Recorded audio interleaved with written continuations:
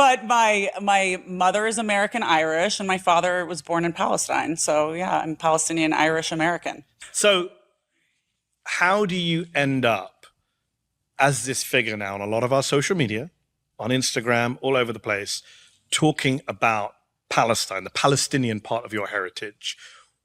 Tell, for people who don't know, and I'm sure people in the audience, everyone knows, but for people watching at home around the world, what is your link to Palestine? How does your family descend from Palestine? So my grandparents were both born in Palestine, as were their parents, their grandparents, their grandparents' grandparents.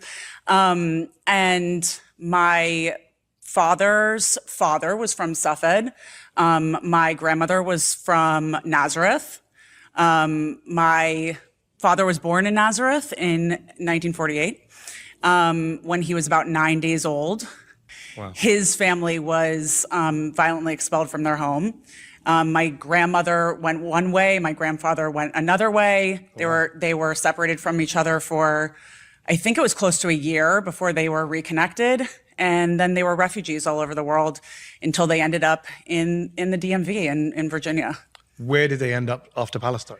They were in Syria, Lebanon, Tunisia, like you name it. They were everywhere. And I read somewhere that your grandparents had taken in refugees from Poland. That's exactly what happened. Yeah, they took in refugees from Poland that were living with them for close to 2 years. When my grandfather came back from work, those refugees were living in their house, and they, you know, along with, I would imagine it would have been the Irgun or Haganah. They were forcibly expelled at gunpoint from their homes. Yeah. Wow. Yeah. I did a debate on Zionism and anti-Zionism in the UK a few years ago, and I was on the stage with Professor Ilan Pappé, who's an anti-Zionist Israeli historian. And he gave the analogy to the British crowd. He's like, imagine somebody came in the middle of your home and said, get out of your house or go live in the garage or the shed in the backyard. And that analogy is always given. Yeah. You're saying your grandparents went through a literal version. Oh, yeah. Actually, their own house was taken over. Yeah. What debate Mehdi is referring to. I might have to go check that out because I love watching his older debates. And for those that don't know who Alana Hadid is, this is an interview between Alana Hadid and Mehdi Hasan. Alana Hadid is the half-sister. You might have heard the name of Gigi Hadid and Bella Hadid. She's a half-sister of them. I believe they share the same father, different mothers. And so she's been a very pro-Palestine activist. And I found this interview very helpful. And I went through the whole thing, and I chose the highlight moments of it, shortened it up so you don't have to go watch the whole entire thing. And if you really appreciate that, make sure you like this video and subscribe to my channel. Now let's continue. Yes, but I think what's important about the story is not that it's a unique story. It's not a unique story. Millions of Palestinians around the world have the exact same story as my family's story. They were, out of the goodness of their hearts, they took in refugees after World War II, and those refugees ended up taking their homes, or they were forced out of their homes and later, settlers took over their homes. So it's a common story. It's a common Palestinian story. It's a story of settler colonialism. A lot of people were kind of rightfully so scared to talk about the fact that they were Palestinian because it was made synonymous with terrorism and all these other really horrible isms. And we were just always taught that we were Palestinian, we should be proud of it. And we talked about it a lot. And I think it took a long time for me to realize that it was something that people didn't talk about. I was just a proudly Palestinian. And before I get to that, I'm just fascinated by, you said your mother's Irish, yeah, your father's Palestinian. Yes. Do you get your own resistance politics, your anti-colonial stance, more from your Irish side or your Palestinian side? Because both sides are pretty anti-colonial. I mean, my mom is here, so my Irish side. Okay. I mean, Ireland has been great on Gaza since October 7th. I have liberation in my blood. Like, I have it completely coursing through my veins. Yeah. 100%. Yeah. Just going back to October, November, yeah. You have this horrific attack. Yeah. You have innocent people killed. You have the weekend. People like you and me are reacting in real time. Yeah. Trying to make sense of the tragedy that's happened in Israel. Also the tragedy that's about to be, again, pushed onto the people of Gaza. 100%. And on top of that, you've got this backlash in the West from people who police the discourse and say that anyone, especially anyone brown, non-white, who takes a pro-Palestinian position must be pro-Hamas. Of course. Right? And it's really funny, by the way, this just changed the audience here and to the audience at home. you'll notice whenever somebody is called pro-Hamas in an online article, there'll be a link. Yeah. And I love to click on the links. Oh, they're pro-Hamas. Click. And the link takes you to like, they gave money to UNRWA. Yeah. It's like, there's not even any receipts, right? They don't even try it. Yeah. When college protesters, they're all pro-Hamas. Based on what? They want a ceasefire. It's absurd. It's actually disgusting. And I said this in a previous video. If you've ever gone to a rally, no one is pro-Hamas. I've never seen pro-Hamas people. They're all pro-Palestinian because of the genocide that Israel is doing. And the media is just conflating the two, so you get desensitized to these protesters and you just say, oh, you just write them off like, oh, they're just terrorist supporters and all of that. And it is scary because, you know, they can call you a terrorist supporter and then they can call you a terrorist and then they could arrest you. Where does that end, right? It is scary. But what happened to you guys and your family, there comes a moment where the Israelis have a missile where they write the Hadid family names on. Yeah. That's insane. I mean, I don't know how you react to that. All right, that's actually kind of scary, not gonna lie. You know, obviously that moment was really upsetting. And, you know, there's been other moments that have been incredibly upsetting. What I refocus on is not the fact that our names are on it, but that missile is going to murder Palestinians, and that as an American, my taxpayer money is funding that, and that's what I refocused on instead of, you know, oh my gosh, we're so important that they put I think that was for their own clout. And, you know, it's really sad when during a genocide you're clout chasing. I mean, the Israeli government official accounts I know. Out your sisters. Oh, which is 100%. Really, that's really sad. You're your foreign government. You in the have middle of nothing war, better to do. It's insane. So let's just stick with the social media conversation because, as I say, it's a double-edged sword, social media. Right? I'm a parent. I say this to my kids. I say this to up-and-coming journalists.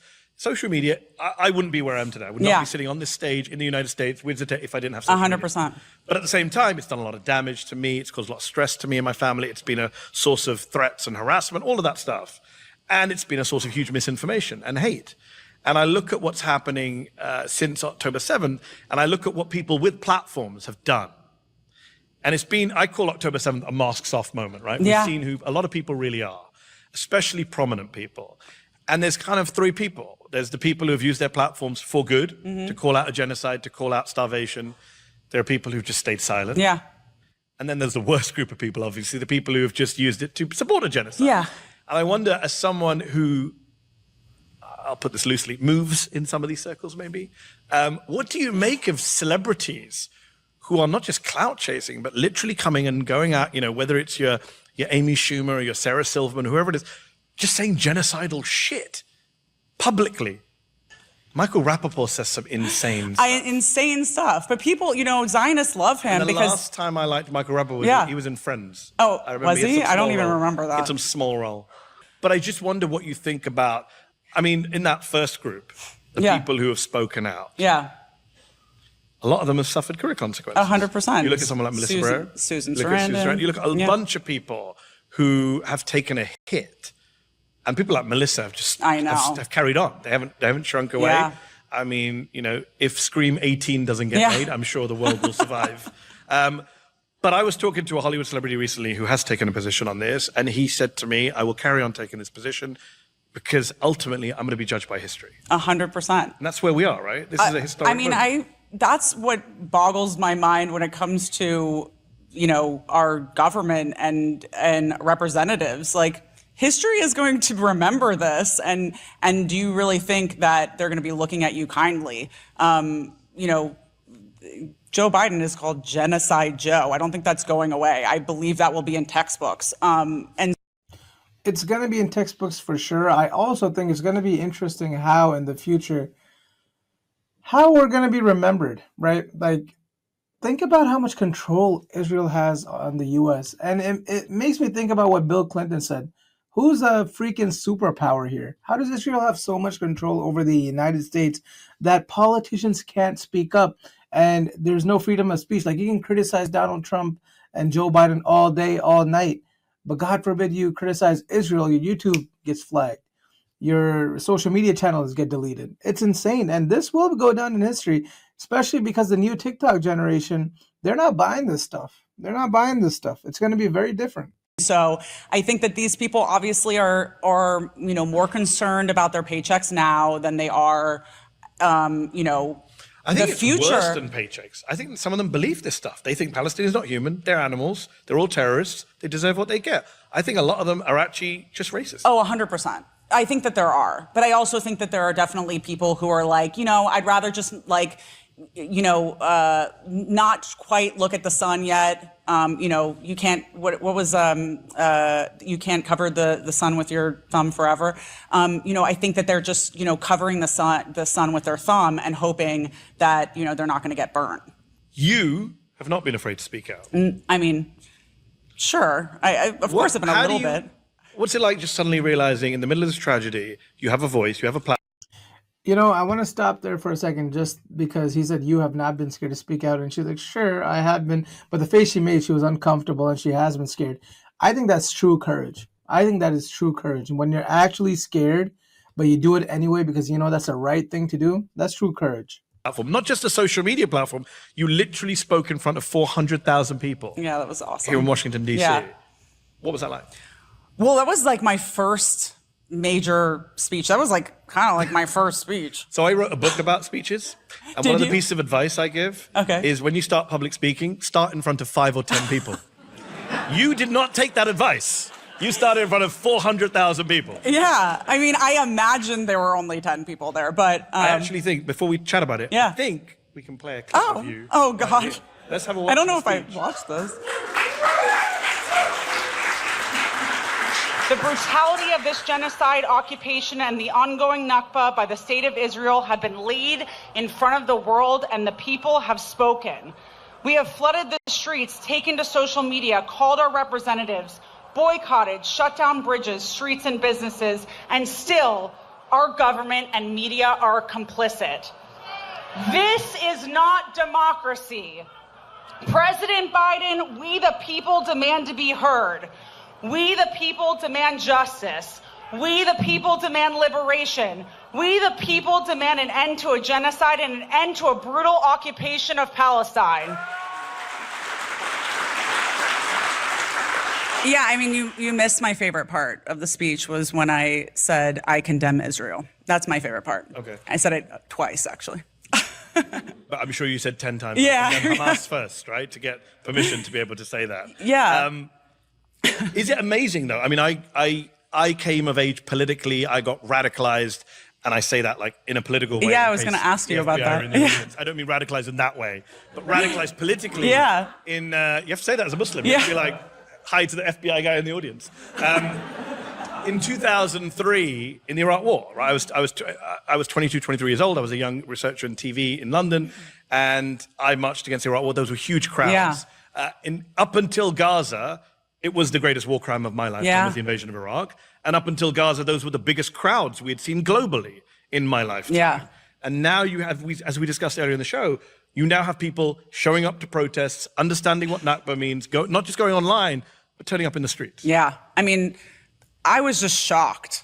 I mean, I knew that there was going to be a huge turnout, but 400,000 people coming out for Palestine, it was something, it still makes me kind of emotional now to see the amount of people that are coming out for Palestine is just not something I knew would happen in my lifetime, in my father's lifetime. For my family to get to see this is just mind blowing. And here, I actually remember when that protest happened. It was in DC. They were saying estimated 400,000 people showing up. And the crazy thing is, I remember Sheikh Yasser Qadhi, he made a post about this. I think there was little to no media coverage on this. Think about it. 400,000 people rallied around Washington, D.C., and there was little to no media coverage on it. Shows you who owns the mainstream media. there is a phrase that will get me and us in trouble, but we should say it. Do it. It's a global intifada. It is. It is a global intifada. It is a shaking off. It is an uprising. It is people in the streets. And, you know, people lose their minds when you talk in this way. I went on Piers Morgan's show for my sins. Oh, yeah. A few weeks ago. I know. I was going to ask you about that. What have you done? What have I done? What have I done? I was on last week talking about something Yeah, else. I saw it. I was on a few weeks ago talking about Palestine. Yes. And, you know, he's obsessed, you know. And Oh, yeah. I'm the only guest I think he's never asked, have you condemned Hamas at the beginning? But we got into discussion, it was during the campus protest, at the peak of the campus protest. And this word intifada was obviously. And I said, did you know, Piers, that if you go to the US Holocaust Memorial Museum's website in Arabic, the page on the Warsaw Ghetto Uprising is called the Warsaw Ghetto Intifada. Intifada, of course. So were the Jews in Warsaw, were they Hamas? And that went viral, and I'll tell you what happened. A bunch of people, actually a Jewish journalist friend of mine who I've known for years, sent me a text. Really? And he said, up until now I defended you, but you're clearly an anti-Semite. Oh, I thought it was going to be a different... 10 o'clock at night. Up until now I haven't spoken to him at all since October 7th. Not a good friend, someone I know from the industry. He said, but you're an anti-Semite. Yeah. It's clear to me. No context, don't know what I did, but I had to put two and two together. There's a viral clip this evening on social media of me saying intifada is not inherently anti-Semitic. It's a totally legitimate Arabic word referring to uprising. And I thought about that, and then I thought about what you said a moment ago about losing friends over this. Yeah. Again, it's not just a mass soft moment for kind of celebrities and what they think about politics, but about our relationships. Oh, yeah. I think in a way that even 9/11 was not, there's a way that people have kind of lost their minds in many ways. And people are, I don't know what the phrase is, just going crazy at each other, really for no reason sometimes. Well, it's radicalized liberal Zionists as well, like, you know, people who are like, peace and we should all get along, two-state solution. Those people have become like, you know, kill them all people. And, you know, I've had a lot of friends say similar things to what your friend said, like, I've defended you. And, you know, my response to that is, if you have to defend me, you're in the wrong room.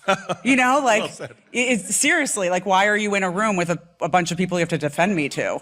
You should be in a room with people who understand, you know, what's going on. And obviously, if that's the room you want to be in, then I don't think I want to be there with you.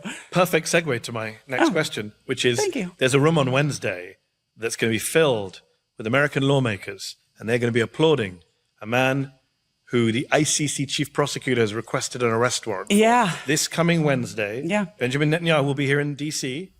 This is a guy who has been on the scene for decades, has been accused of war crimes multiple times over the decades. Since October 7th, every human rights group in the world has pretty much come out and said Israel is guilty of war crimes on Netanyahu's watch. The ICC chief prosecutor has requested an arrest warrant for Benjamin Netanyahu, a reminder that arrest warrant came after he was given advice by a man named Theodore Meron, who is a 94-year-old Holocaust survivor who was once Israel's ambassador to the United Nations. He says, arrest Netanyahu. And this guy's going to get, I don't know how many standing ovations. The last time he came, it was like one of the longest standing ovations. He comes a lot. He's come, I think, 3 times already. They love giving him standing ovations.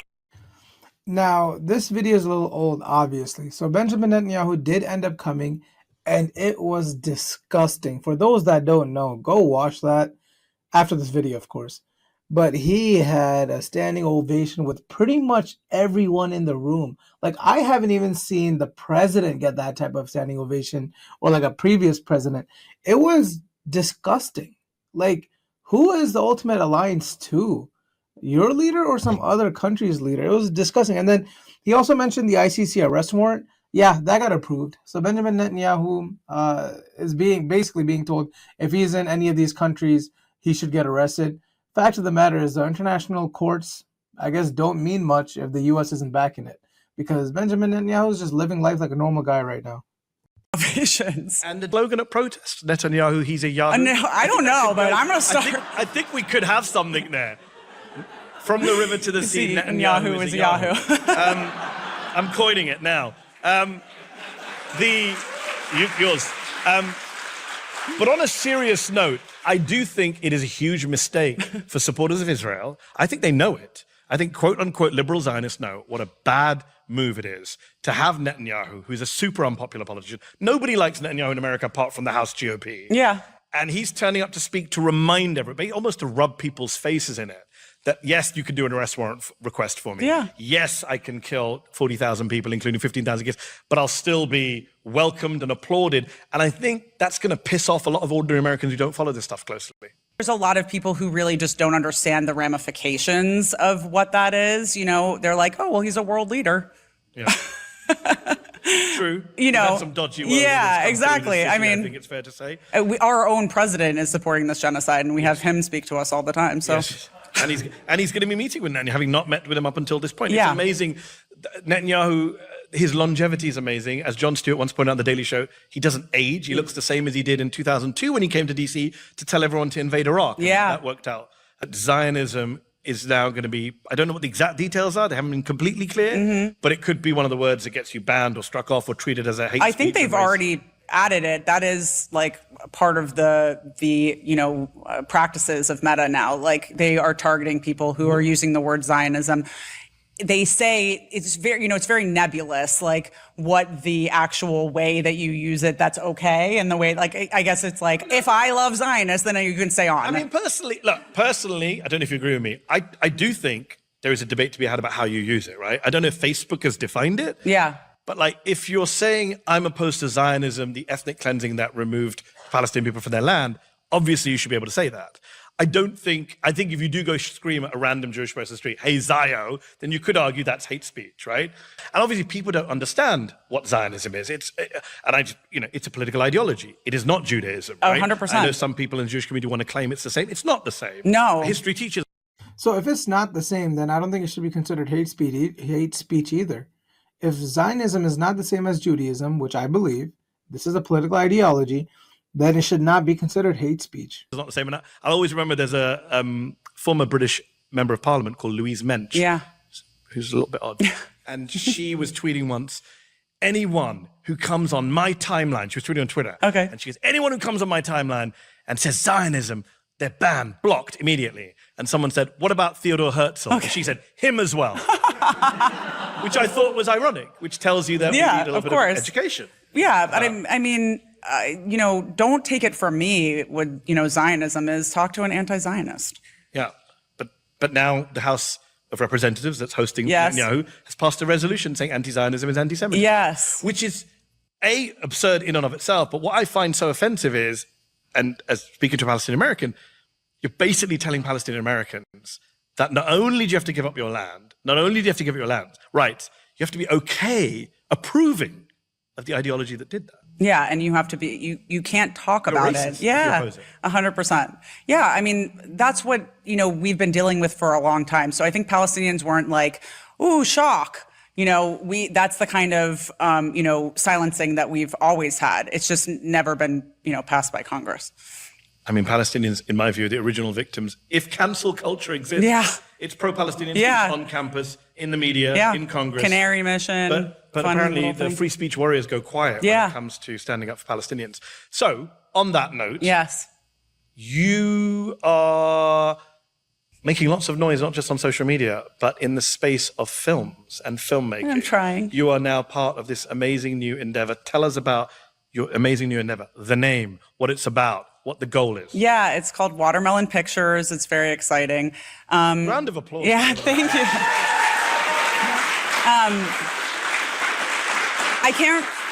I can't really take credit for it. I'm the creative director, but it was started by two amazing brothers, Hamza and Badia Ali, who are Palestinians, whose father and uncle started a Palestinian-led distribution company out of Chicago in 1976. Which, obviously was pretty groundbreaking. And they had been wanting to, start something that was supporting not just Palestinian films, but, films of silenced voices. And so we've focused on Palestine now because obviously that's something that we are invested in.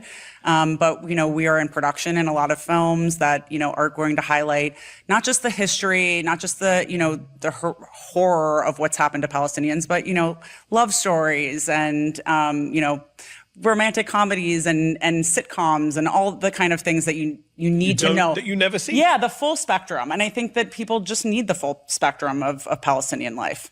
I mean, the best way to get across your message is through storytelling. You would watch that, right? I would watch it. I mean, storytelling for me is key. I always tell the story. And I don't know if people have heard me tell the story before in other venues, but when I worked at Channel 4 in the UK, I was a commissioning editor back in the day. And Channel 4 is a very progressive, seen as liberal channel. and they had done a show called Undercover Mosque, which was a documentary series where they went into British mosques and they filmed the imam saying something crazy. This is like at the height of the war on terror. It was like, look at these extremists. And a lot of Muslims protested outside Channel 4 saying this is unfair, this is selective editing, some of these mosques aren't representative of the British Muslim community, etc., etc. There was a big fight going on. And Channel 4, the bosses at Channel 4 felt a little guilty because we're supposed to be the progressive, multicultural channel.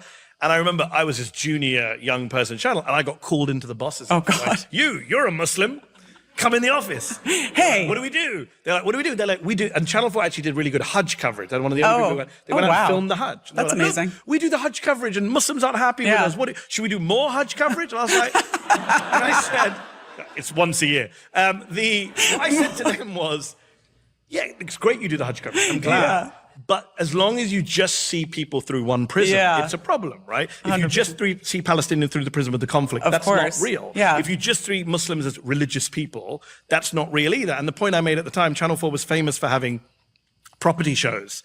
They were property shows, and they had game shows, they had quiz shows. They had, what was it, 15 to 1, all these other ones, I can't remember the one. And I said at the time to the boss, I said, how come there are no Muslims on your property shows or your quiz shows? Muslims buy houses. Muslims like quizzes. Right? How come we only ever see... We do. Anyone who knows, I like to play games. Board games. Some people in this audience have lost to me in board games. I'm just saying. But the point is that this is the problem where we have normalized the view of Muslims and Arabs and brown people 100%. Only through certain prisms. You began the conversation reminding, like, as when you were growing up, as Palestinians are terrorists. They're the people on Pan Am flight, whatever it is. And now you have this opportunity. And I, in my own small way, not through a filmmaking company, but through news and current affairs, is to be able to platform different voices. Say, you know what? We actually do different things. Yes, and we can be funny too.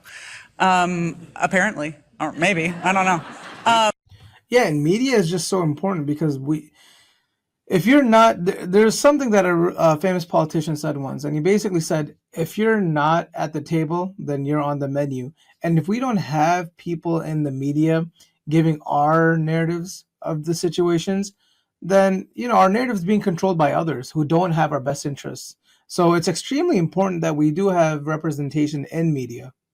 So I did this one? Yeah, to show that you're funny. Not me, no. I have resting angry Muslim face. That is, funny and fun and informational and, educational has been really amazing. So I appreciate it. Thank you very much. Thank you. Take questions from the audience. There is a microphone coming to the middle of the aisle. There's not going to be a microphone going through the crowd. You actually have to stand up bravely, boldly, #resistance, walk to the microphone. So if anyone would like to go to the microphone first and go. Yes, gentleman here's first. Hi. Be very clear. I agree with pretty much probably everybody here that Joe Biden should have stopped sending weapons to Israel way back at the beginning of all this.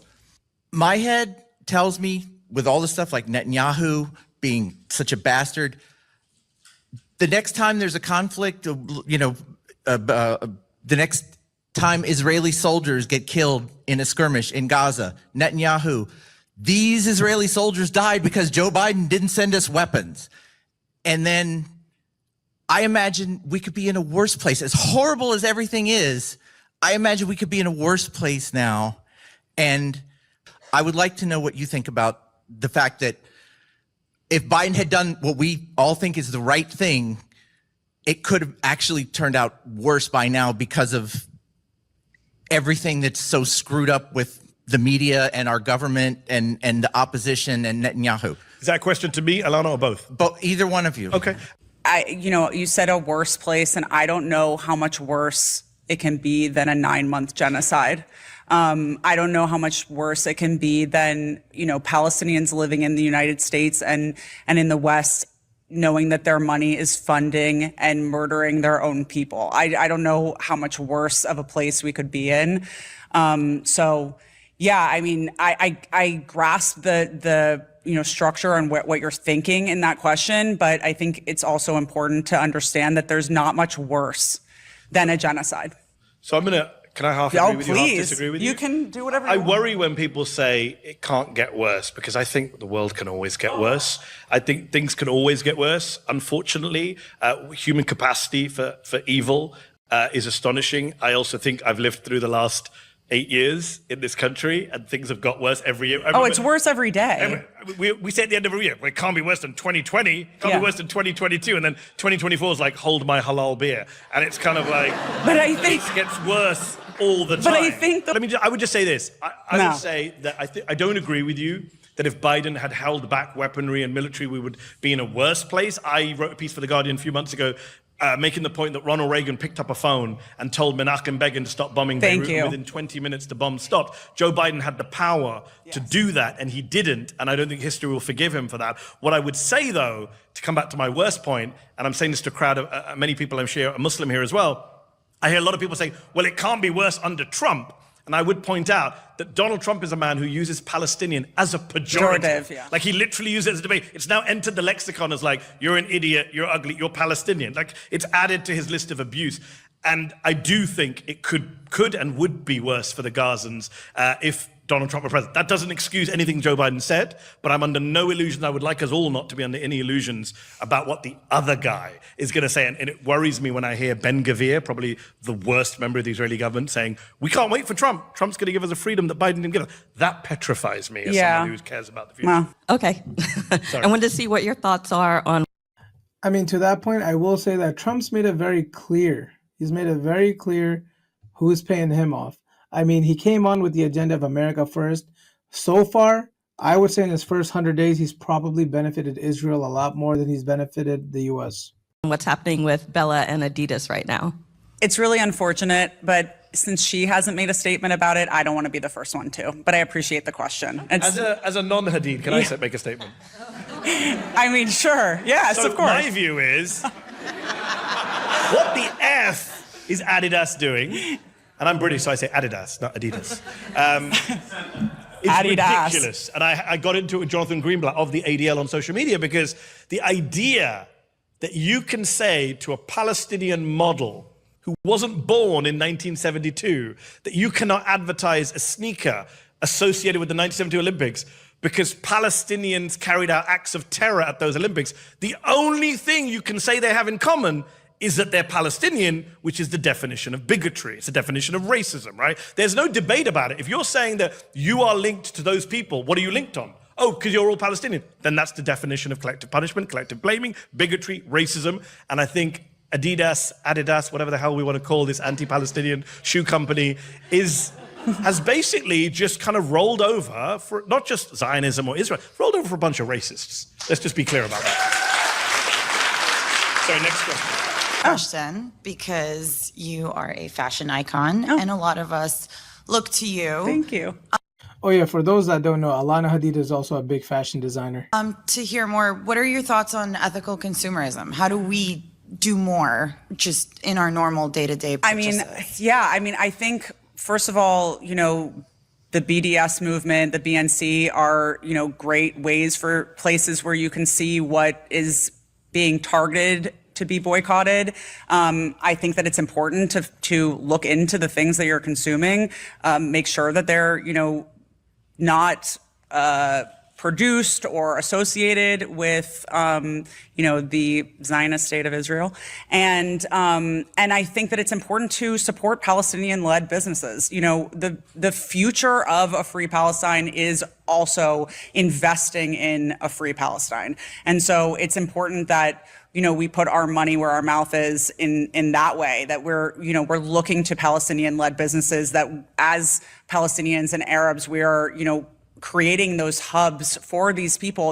There's so many people who've lost their jobs because of their advocacy. There's so many people who have, been pushed out or silenced. And I think that the people who have means should be creating these, communities within the spaces that they are experts in, or, like Zateo, and places where you can go and that you're not going to face those types of silencing. So, yeah. It's such a great point, because we do focus on the boycotting. Yes. What is the replacement of things you boycott? Divest, but you have to invest. Yes. And the B and the D get a lot of coverage. Yeah. I wish we gave as much coverage to S, because that's actually the big political tool, which is sanctions, which people like Bernie Sanders and others have talked about in a limited way. I'd like to see more, but yes, gentlemen. Hi, I was just wondering about college campuses and protests, and I know you talked about that too as someone who's covered college campuses and been on one. How do you respond when people say that, oh, the students just protested because it was like the sexy topic in the moment, or because it was kind of, oh, it was in the moment they did it and now it's kind of died down? How do you respond to criticism of activism like this? I mean, being hit with bear spray isn't sexy. I don't know, maybe I could make it sexy. I don't know, I'll try. That is not a free invitation to bear spray me. I think that the type of conversation that is being had now about, these student-led protests is the same type of conversation with a different context that was had about, student protests around Vietnam.